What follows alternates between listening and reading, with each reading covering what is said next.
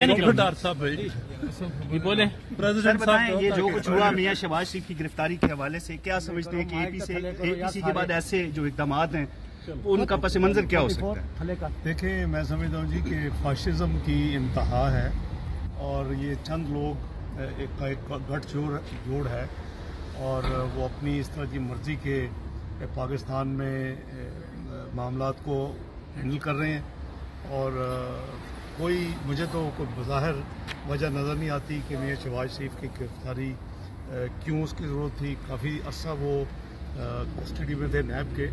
یہ نیب اور جو گورنمنٹ کی جو گٹھ جوڑ ہے وہ آپ کے سامنے یہاں ہے اور آپ نے جیسے فرمایا کہ اے پی سی کے جو فیصلے ہیں جمہوریت کے لیے پارلیمنٹ اور آئین کی بالادستی کے لیے وہ غالباً اسی گٹھ جوڑ جو چند لوگوں کا ہے ان کو شاید سوٹ نہیں کرتے اور وہ ایک قسم کے یہ ریئیکشن کے طور پہ یہ اس طرح کے حربے ہو رہے ہیں. ڈاکٹر صاحب میاں صاحب تو کہتے ہیں کہ ہماری جنگ ان سے ہے جو عمران خان کو لائے ہیں تو یہ پھر نیب اور عمران خان کا گٹھ چھوڑ تو نہ ہوا, یہ تو کسی اور سب ہی ہیں جی. میں تو کہہ رہا ہوں کہ یہ ایک ہینڈ فل آف پیپل ہے.